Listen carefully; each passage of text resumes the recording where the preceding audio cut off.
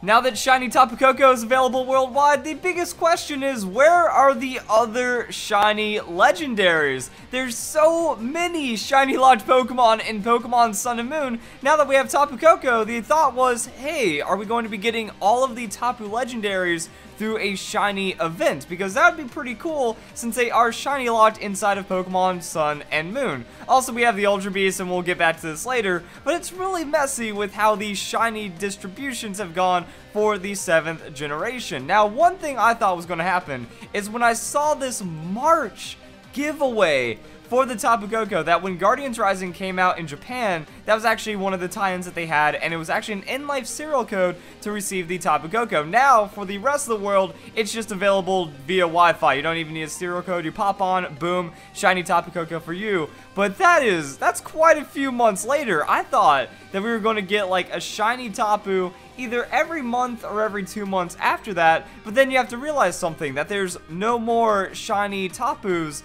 inside of the TCG sets. And we can see right here, this was facing a new trials, otherwise known as Burning Shadows. Tapu Fini is going to be the last Tapu Pokemon released for the TCG, but there's no shiny of this card. So as Burning Shadows and the other ones come out, that's going to be something interesting right there. But we can see with Guardians Rising, that's where we had the fancy shiny Tapu Koko, which was the big tie-in that we had for the TCG. So trying to get some cross-promotion with the video game to kind of show off this really cool Pokemon, since every once in a while, the Pokemon Company does do a shiny TCG variant. But then we go to Tapu Lele. Tapu Lele, this is Guardians Rising as well. No shiny Tapu Lele inside of Guardians Rising. And then one of the weird things that was kind of going through all of the other sets, we have the Sun and Moon TCG set, didn't see Tapu Bulu. That's because Tapu Bulu is actually a Black Star promo from one of the other sets going on. As we can see right here, Sun and Moon, Black Star promos, SM32 is how you get Tapu Bulu.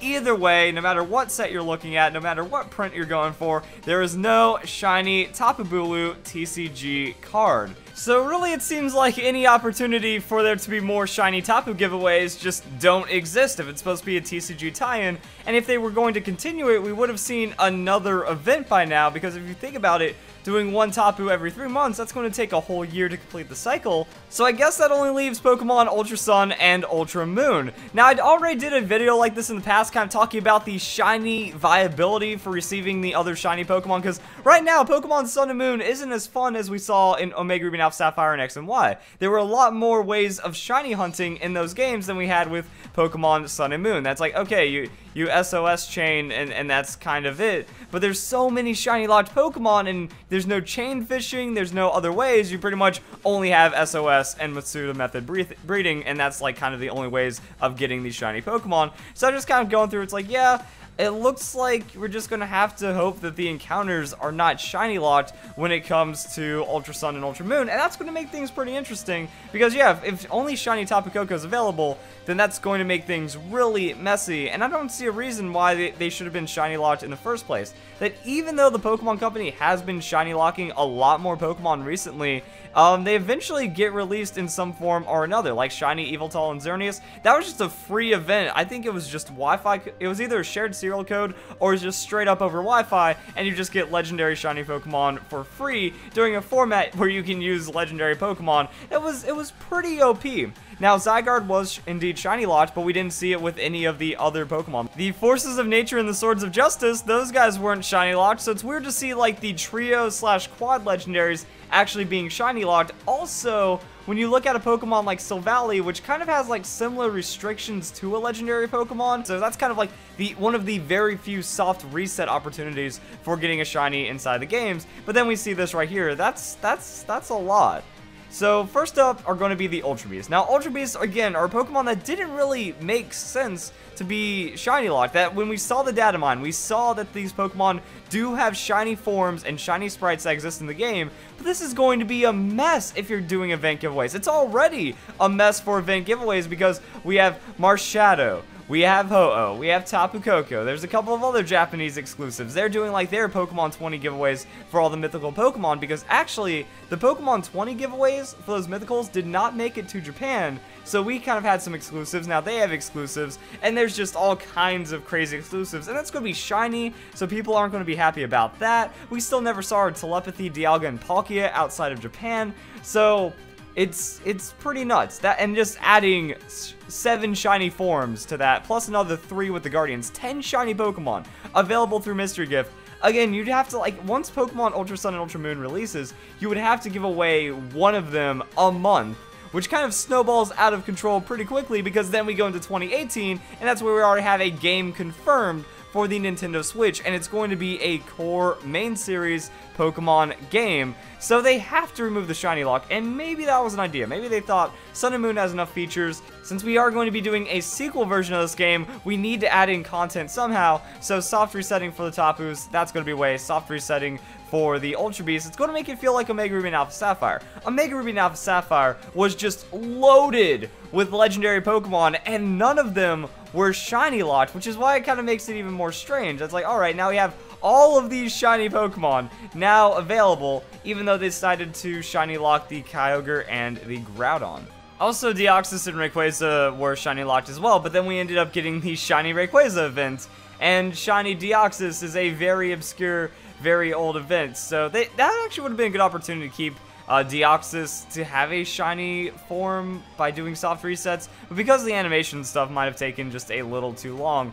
So yeah, that just kind of leaves us with a lot of the weirdness that's going on with the shiny locks and with the shiny Tapu Pokemon, because going through a TCG set, I saw Tapu Fini was being released in Burning Shadows, went through the set, oh, we don't have shiny Tapu Fini in Burning Shadows, so why did this event just happen for the only shiny Tapu to be given away in the TCG event? Event randomly comes out, nothing else about it, no hint at shiny Ultra Beast, anything like that, so what do we do? And then we also have the Ash Cat Pikachu, so yeah, events are kind of a mess right now. We're going into Pokemon Ultra Sun and Ultra Moon, no news. Hopefully that's going to be a nice little feature of the soft resets, but then also just kind of looking at the list of shiny Pokemon, Cosmog kind of removes a lot of this as well, and I guess because of like what we saw with Zygarde and Kyurem, can't really soft reset those for shiny, so maybe those like Necrozma, alright, maybe that'll be a shiny event as well. So we're looking at even more events. Marshall and Magearna, they just came out, but kind of looking at some of the other ones, Volcanion, Hoopa, Meloetta, like 5th and 6th generation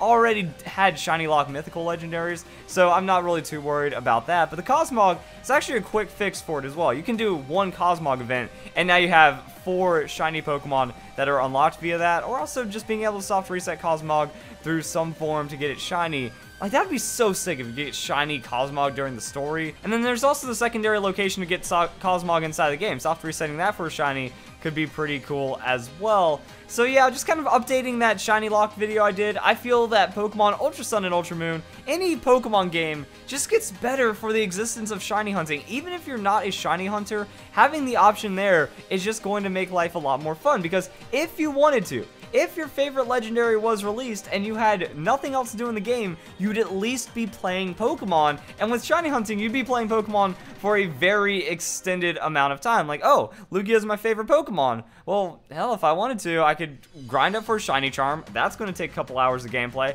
Then I could also go for Lugia. That's going to take a couple, well, it's going to take more than just a couple hours. You know, you could get hundreds, thousands, or up to 10,000s of like soft resets. Hey, shiny Lugia, that'd be pretty cool. Any other shiny legendary that you'd want to have, any other shiny legendary that you'd want to go for is also an opportunity to Omega Ruby Sapphire. And then just having the different methods like chain fishing. Chain fishing is so easy and makes it shiny hunting so simple for anyone that you can get a shiny about every 40 minutes on average just by pressing A and staying in the same spot. I chain fished a couple times for video. I raced A Drive. I did chain fishing quite a bit, even though I'm not a shiny hunter. The Dex Nav, the more encounters you have with a Pokemon, increase the shiny Pokemon chance. So if you're just going for like egg moves or hidden ability or good amount of IVs, it just improves your chance of getting shinies. Now SOS kind of does that, but it doesn't start ticking up the shiny odds, and it doesn't ramp up as consistently as the Dex Nav as well. So even horde battlings, I'm doing hordes for EV training, boom, find a shiny. It's happened to me before, happens to a lot of people. So it just seems like naturally encountering a shiny isn't as high in Pokemon Sun and Moon, therefore that extended little bit of gameplay doesn't exist, and hopefully it comes back in Ultra Sun and Ultra Moon, because again, now we're looking at 11 potential soft resets or more. I guess overall it really just looks like the Pokemon Company has kind of backed themselves into a corner with taking away all of the shiny hunting that people like doing in Pokemon X and Y and Sun and Moon, also just releasing too many events and then having too many events going on. But I do think that it is nice that there is some kind of shiny Pokemon, like an exclusive shiny that is at least available to everyone. Make it available to everyone, and then you have like simple soft resetting that can kind of help out at the same time. Now this is locked to the Timid Nature and all kinds of stuff like that, so it devalues the shiny, but at least makes people feel good that they get to have a shiny legendary. And then if the other avenues are open, that's definitely a possibility. So yeah, things are gonna get pretty crazy as we go into Pokemon Ultra Sun and Ultra Moon. So if you guys enjoy the video, hope you all have a nice day. Thank you very much for watching.